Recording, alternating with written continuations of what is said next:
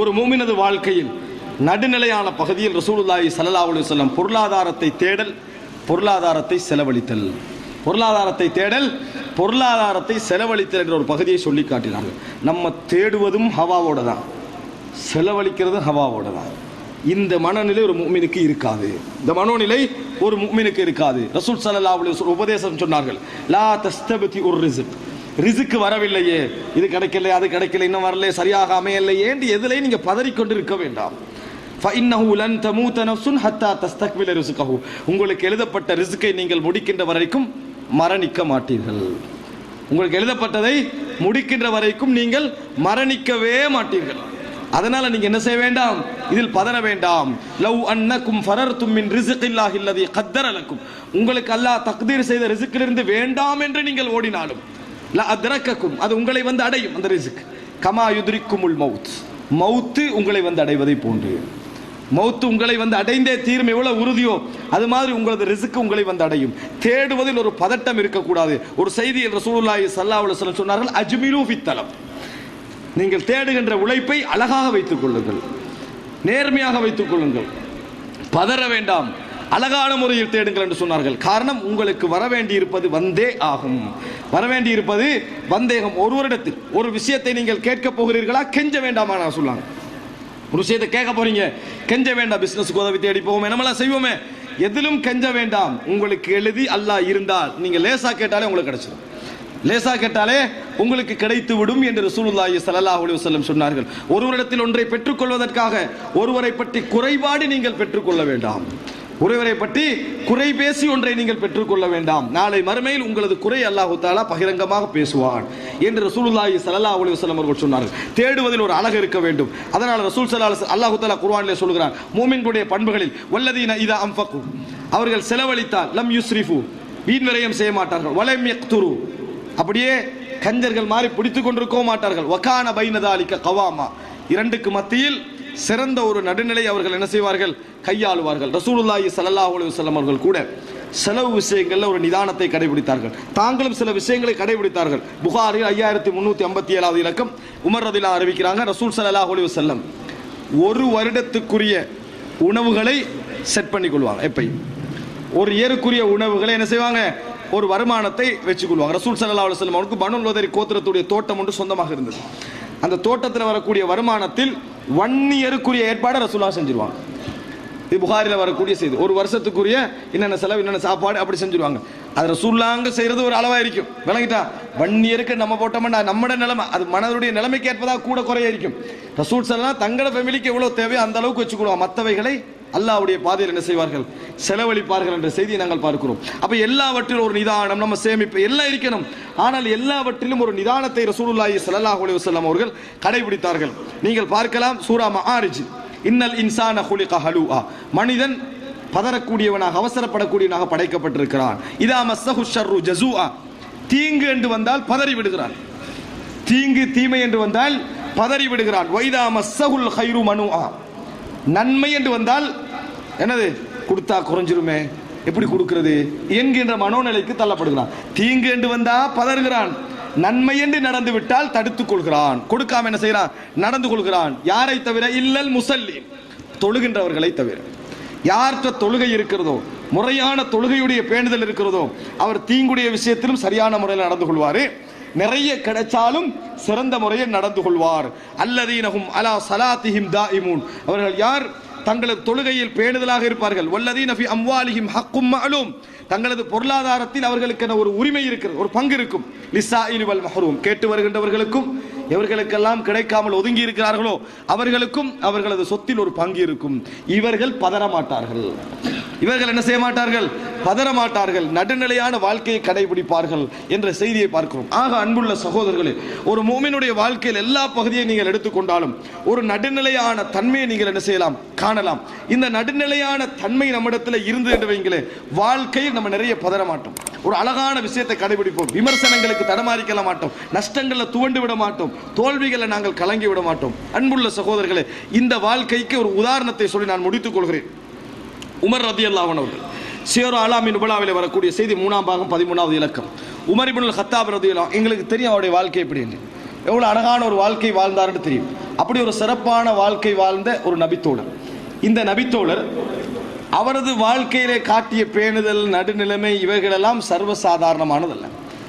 ஒரு முறை உமர் இப்னுல் ஹத்தாப் ரலியல்லாஹு அன்ஹு அவர்கள், அதாவது ஈராக் யுத்தம் நடந்து முடிந்து பொருளாதாரம் ரசூல் ஸல்லல்லாஹு அலைஹி சொன்னார்கள், வெள்ளை மாளிகை, அந்த கிஸ்ராவுடைய வெள்ளை மாளிகையுடைய பொக்கிஷங்கள் எல்லாம் பிரிக்கப்படும், அதெல்லாம் எடுத்துக்கண்டு நபித்தோழர்கள் அந்த ஆபரணங்களை அணிஞ்சுக்கண்டு கிடைச்சதுகளை எல்லாத்தையும் அணிஞ்சுக்கண்டு வெற்றி அடைந்த பின்னால் மதீனாவை நோக்கி வருகிறார்கள்.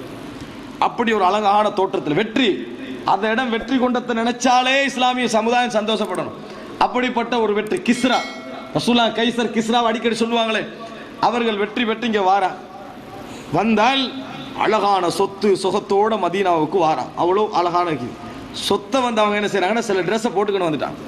சில ட்ரெஸ்ஸை போட்டு அழகான அந்த தோற்றங்களோட உமர் இப்னுல் ஹத்தாப் ரலியல்லாஹு அவளை சந்திக்க வரான். ஒரு நாட்டு ஜனாதிபதி என்ற அடிப்படையில் எவ்வளோ சந்தோஷப்படணும். நம்ம நாட்டில் இருந்த வறுமைக்கு இப்படி ஒரு நிலைமை கிடைக்குது. வந்த உடனே உமர் இப்னுல் ஹத்தாப் படை தளபதிகளை கண்ட உடனேயே முகத்தை இப்படி திருப்பி கொள்றான். யாரோடையும் பேசலை, யாருடனும் உமர் ரலியல்லாஹு அவர்கள் பேசவில்லை. இவர்கள் பல முறை பேச முயற்சியும் பேசல. அவர் என்ன செய்யறாண்டா, கவலையோட வெற்றியை சந்தோஷமா கொண்டாட, வெற்றியை சொல்ல, ஒரு பெரிய படையோடு நம்மளாம் வந்திருக்கிறோம், உமர்லாம் கணக்கெடுக்கலை, இது அவரோட வளமை இல்லையே என்ற ஒரு ஆத்திரத்தில் இன்னும் சில அந்த பத்த பகுதியில் உள்ளவங்கள்ட்ட போய் சொல்றாங்க, நபித்தோழர்கள்ட்ட இப்படி நடந்து, பெரிய நபித்தோழர்கள்ட்ட இப்படி நடந்து கொண்டார், இப்படி நடந்து கொண்டார்.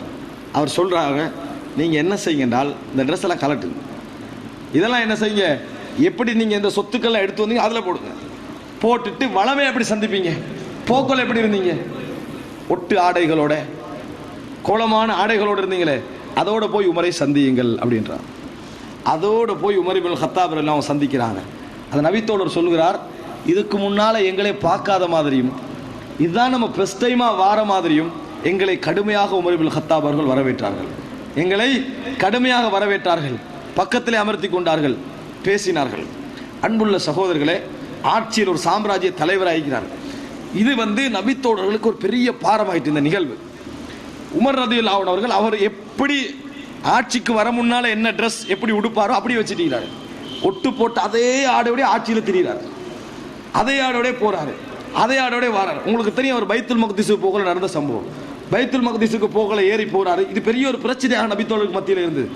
ஒட்டகத்தில் ஏறி போறாரு பைத்துல் மக்திஸில் உள்ள கைது செய்யப்பட்ட அவங்க அதை கைப்பற்ற பிட்டால சந்திக்கிறதுக்கு. அப்ப என்ன சொல்றாங்கன்னா, போற வழியில நீங்க இந்த ட்ரெஸ் என்ன செய்யுங்க, மாத்திக்கங்க, இந்த ட்ரெஸ்ஸை மாத்திக்கங்க, சந்திக்க போறது பெரிய நபர்களை அப்படி என்று சொல்றாங்க.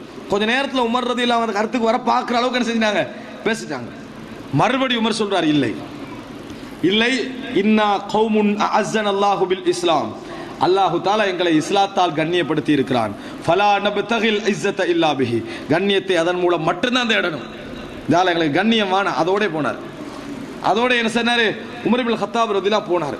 இவரை மாற்ற வேண்டும் என்பதற்காக ஆயிஷா ரலியல்லாஹு அன்ஹாவிடத்திலும் அவருடைய மகள் ஹப்ஸா ரலியல்லாஹு அன்ஹாவிடத்திலும் சில நபித்தோழர்கள் போய் முறையிட்டு உமரோடு பேசுமாறு சொல்கிறார்கள். இவங்க ரெண்டு பேரும் உமரோடு பேசுவதற்காக சந்தர்ப்பத்தை ஏற்படுத்தி உமர் ரலியல்லாஹு அன்ஹு பேசுகிறார்கள். எப்படி பேசுறாங்க தெரியுமா? அதுக்கு உமர் சொன்ன பதில் என்ன தெரியுமா? உமரே, அமீருல் முஃமினீனே, ரசூல் ஸல்லல்லாஹு அலைஹி வஸல்லம் காலம் அவர் எப்படி வாழ்ந்தார், ஒரு முறையாக வாழ்ந்தார், ஆட்சி செய்தார், போயிட்டார். அபூபக்கர்லாம் ஆட்சி செய்தார், அவருடைய பிரச்சனைகளை சந்தித்தார், சிறந்த முறையில் அவர் போய் சேர்ந்து விட்டார். ஆனால் இப்போ உங்களோட காலத்தில் ஆட்சி பெருகிவிட்டது, வளர்ந்து விட்டது, நிறைய நிறைய மன்னர்களை எல்லாம் சந்திக்க வேண்டி ஏற்படுகிறது. நீங்கள் இந்த ட்ரெஸ்ஸை கொஞ்சம் மாற்றி வளமையாக ஒரு ஆட்சியாளருடைய ட்ரெஸ்ஸை நீங்கள் போட்டால் எப்படி இருக்குமே என்று. அன்புள்ள சகோதரர்களை, முடிஞ்ச உடனே உமர் இப்னுல் ஹத்தாப் ரலியல்லாஹு அன்ஹு அவர்கள் சில கேள்விகள் கேட்டார்கள். ஆயிஷாவே, உம்முல் முஃமினீனே, ரசூலுல்லாஹி ஸல்லல்லாஹு அலைஹி வஸல்லம் அவர்கள் எதில் ட்ரெஸ்ஸாக போத்தி கொண்டிருப்பார்களோ அதையே படுக்கையாக விரித்து தூங்கிய நாட்கள் உங்களுக்கு ஞாபகம் இருக்கிறதான்னு கேட்டார். ஒன்று. ரசூல் ஸல்லல்லாஹு அலைஹி வஸல்லம் அவர்கள் எந்த விரிப்பில் சாப்பிடுவார்களோ அதே உங்கள் வீட்டு வாசலுக்கு கதவாக இருந்தது ஞாபகம் இருக்கிறதான்னு கேட்டார்கள். ரசூலுல்லாஹி ஸல்லல்லாஹு அலைஹி வஸல்லம் அவர்களுடைய சாப்பாடு காலை தின்றால் மாலை இல்லை, மாலை தின்றால் காலை இல்லை, இந்த நாட்கள் உங்களுக்கு ஞாபகம் இருக்கிறதா என்று கேட்டார்கள். ரசூல் ஸல்லல்லாஹு அலைஹி வஸல்லம் அவர்கள் சமைத்த சுத்தமான சாப்பாட்டை 2 மாதங்களுக்கு ஒரு முறையாவது சாப்பிட்டதில்லையே, இது உங்களுக்கு ஞாபகம் இருக்கிறதா என்று கேட்டார்கள். இப்படி தொடர்ந்து ஒவ்வொன்றாக என்ன செய்தார்கள், ஒவ்வொரு பகுதியாக கேட்டு கேட்டு வந்தார்கள். கேட்டு கேட்டு வர ஹப்சாவே, ஒரு முறை ரசூலுல்லாஹி ஸல்லல்லாஹு அலைஹி வஸல்லம் அவர்களுக்கு நீங்க ஒரு விருப்பு விரிச்சீங்க. ரசூல் ஸல்லல்லாஹு அலைஹி வஸல்லம் சந்தோஷத்தோடு தூங்கினார்கள். தூங்கி அதானுடைய சத்தத்தின் பொழுதுதான் விழித்தெழுந்தார்கள். சுபஹுடைய அதான் சத்தத்தின் பொழுது விழித்தெழுந்தார்கள். உடனே சொன்னார்கள், இதை எடுத்து போங்க, எனது தொழுகை அது பாலடித்து விட்டது, உங்களுக்கு சொன்னது ஞாபகம் இல்லையான்னு கேட்டார்கள். சொல்லி கேட்டுக்கொண்டே போனாங்க. ஆயிஷா ரதியல்லாஹு அன்ஹாவும் ஹப்ஸா ரதியல்லாஹு அன்ஹாவும் மனமுருகின்ற அளவு கேட்டுக்கொண்டே போனாங்க. கடைசியா சொன்னார்கள் உமர், எனக்கு உதாரணம் என்ன தெரியுமா? எனக்கும் அபூபக்கருக்கும் ரசூல் ஸல்லல்லாஹு அலைஹி வஸல்லம் உதாரணம். 3 பேர் ஒரு பாதையால் ஒரு பிரயாண நோக்கத்திற்காக சென்று கொண்டிருக்கிறார்கள். அதில் ஒருவர் அந்த இலக்கை அடைந்து விட்டார். 2வது நபர் அதே வழியில் போனார், அடைந்து விட்டார். நான் அதே வழியில் போனேன் என்று சொன்னால் அவர்களுடைய இலக்கை அடைந்து கொள்வேன், இல்லை என்று சொன்னால் உலகம் என்னை திசை திருப்பிவிடும். ஒரு நாள் நான் இந்த நிலையிலிருந்து மாற மாட்டேன் என உமர் இப்னு கத்தாப் ரலியல்லாஹு அன்ஹு அவர்களுக்கு சொல்லி அனுப்பினார்கள். இந்த செய்தியை பார்க்கின்ற பொழுது சகோதரர்களே, உலகமே திரண்டு வந்தும் அதை அப்படியே கண்பொத்தி பார்க்கின்ற நிலைமையில் உமர் இப்னு கத்தாப் அவர்கள் இருந்தார்கள். ஆனால் இந்த உமர் ரலியல்லாஹு அன்ஹு அவர்கள் பேசிய ஒரு பணிவான வார்த்தையை பாருங்கள். சியர் அலாமின் நுபலாவிலே அபு உபைதா அவர்கள் சிரியாவுடைய ஒரு கவர்னராக இருந்து கொண்டிருக்கிற நேரம் உமர் ரலியல்லாஹு அன்ஹு அவர்கள் சொல்கிறார்கள், அபு உபைதா இப்னுல் ஜர்ராஹ் அவர்களே, மிக முக்கியமான நபித்தோழர், மிக முக்கியமான பொருளாதார விஷயத்துக்கு பொறுப்பான நபித்தோழர், பெரிய நபித்தோழர், ஹலீஃபாவாக இவர்தான் முதலாவது வர வேண்டும் என்ற சில பொழுதுகளில் உமரே சொன்ன ஒரு நபித்தோழர் சிரியாவில் இருந்து கொண்டிருக்கிறார். அவரை சந்திப்பதற்காக உமர் ரலியல்லாஹு அன்ஹு அவர்கள், நான் வர வேண்டும், உங்களோட வீட்டை வந்து நான் பார்க்க வேண்டும் என்று சொல்கிறார். உங்கள் வீட்டை வந்து நான் பார்க்க வேண்டும் என்று சொல்கிறார்கள். அவர் சொன்னார், வர வேண்டாம், என் வீட்டுக்கு என்னை பார்க்க வர வேண்டாம், நீங்கள் உங்களையே காயப்படுத்திக் கொள்ள விரும்புகிறீர்கள் உமர் அவர்களே, நீங்கள் என் வீட்டுக்கு வர வேண்டாம் என்று சொன்னார்கள். இல்லை, நான் வர வேண்டும், உங்கள் வீட்டுக்கு வர வேண்டும் என்று சொல்கிறார்கள். உமர் ரலியல்லாஹு அன்ஹு அவர்கள் அந்த வீட்டை பார்ப்பதற்காக அங்கே போகிறார்கள். வீட்டுக்குள்ள போய் சுத்துறாரு. எந்த விதமான, அதாவது வீட்டுடைய தளபாடங்களை காணல. அவர் போறாரு, வீடு முழுமையாக கிச்சன் டு வாசல் வரைக்கும் போறாரு. எந்த விதமான ஆடம்பரமான சொத்துக்களையும் காணல. ஆனா வீட்டுக்கு அத்தியாவசியமாக இருக்கக்கூடியவைகளையும் காணல. உமர் இப்னு கத்தாப் அவர்கள் மனதால் வேதனைப்படுகிறார்கள். கடைசியில பின்னுக்கு போனால் ஒரு பாத்திரம் இருக்கிறது, அதில் செல்ல உடைக்கப்பட்ட ரொட்டி துண்டுகள் மாத்திரம் என்ன செய்தன, அதில் இருந்தன. இதை தவிர வேற எதையும் காணல. அந்த நேரத்தில் கேட்கிறார்கள். உமர் இப்னு கத்தாப் பார்த்து விட்டு கண்ணீர் விட்டு அழுகிறார்கள். அபு உபைதா ரசூல் ஸல்லல்லாஹு அலைஹி வஸல்லம் அவர்களோடு வாழ்ந்த வாழ்க்கை, எப்படி ஒரு சிறந்த நபித்தோழர், ஹலீஃபாவாக வரலாம் என்று நியமிக்கப்பட்ட ஒரு நபித்தோழர், அவர் ஒரு கவர்னராக இருக்கிறார், வீடு இந்த நிலையில் இருக்கிறது என்று சொல்லி கண்ணீர் விட்டு அழுகிறார்கள். அந்த நேரத்தில் சொன்னார்கள் அபு உபைதா, நான் சொன்னேன் உங்களுக்கு வர வேண்டாம் என்று சொன்னேன், உங்களை நீங்களே அளவைத்துக் கொள்வீர்கள் என்று சொன்னேன், ஏன் வந்தீர்கள் என்று கேட்ட நேரத்தில் உமர் ரலியல்லாஹு அன்ஹு சொன்னார்கள், கய்யரத்ன துன்யா குல்லனா கைரக யா அபு உபைதா, அபு உபைதாவே, உங்களை தவிர மற்ற எல்லோரையும் இந்த உலகம் மாற்றிவிட்டது அப்படின்றார்கள். என்னை உட்பட தன்னை குறிக்கிறார்கள். உங்களை தவிர மற்ற எல்லோரையும் இந்த உலகம் மாற்றிவிட்டது அபு உபைதாவே, உங்களை மாற்றவில்லை, எங்களை மாற்றிட்டு அப்படி என்று சொல்லி உமர் இப்னு கத்தாப் அவர்கள் அழுதார்கள் என்று சொன்னால் ரலியல்லாஹு அன்ஹு மாற்றியதா? உண்மையிலே அவருடைய வாழ்க்கையை மாற்றியதா? மேலும் மக்களை நன்மையின் பக்கம் அழைப்பவர்களாகவும், நல்லதை கொண்டு மக்களை ஏவுபவர்களாகவும், தீயதிலிருந்து மக்களை விலக்குபவர்களாகவும் உங்களிலிருந்து ஒரு கூட்டத்தார் இருக்கட்டும். இன்னும் அவர்களே வெற்றி பெற்றோர் ஆவர்.